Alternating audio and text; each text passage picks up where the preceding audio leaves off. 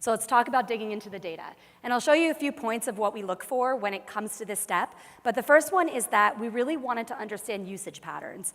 I think this was brought up earlier, and it was such a solid, important point in that don't go in with an expectation as to what you're looking for. We really wanted to open the data and start to look at, okay, what are our healthy, what are our unhealthy, what are our churning agencies doing, and are there any data indicators or anything that's interesting coming up that maybe we didn't know or that we didn't expect. We wanted to know how they were using the product. Like I mentioned, were there data indicators? So for us, we started to look in, and if something really interesting came up, that we were like, oh, that's interesting. Is there a trend there? We'd start to run regressions into that to then see, is this something that maybe we're seeing, or is this something that's actually viable to a data point that we wanted to touch upon? So we found some really significant health patterns for our agency customers that helped tell the one part of the story.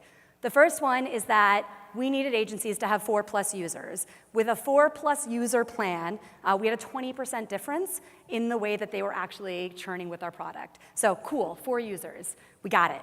The next thing is that they needed 11+ profiles.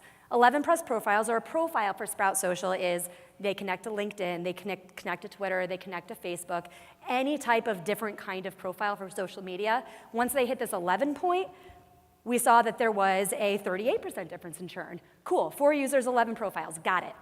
The next thing we started to look at was, okay, does plan type mean anything? Surprise, it did. So this wasn't something that we were surprised by, we expected it to happen. Higher plans meant less churn. How do we get more agencies on higher plans? And then the final one, and this is one we weren't expecting because we hadn't really looked into this segment as much, is groups. Groups in Sprout Social are what we call kind of folders. And as you get into the folders, each individual client that comes in is labeled as a group. So agencies that came in and started to grow and grow and grow with us would see that they had 11 groups, 11 clients. Once they had 11 clients, less likely to churn. Awesome. We found our healthy usage patterns we wanted to focus on. Now, we didn't stop just there, and this is where I want to talk about the importance of qualitative insight, because had we gone off of this data, we would have fallen literally flat on our face, and I'll explain why.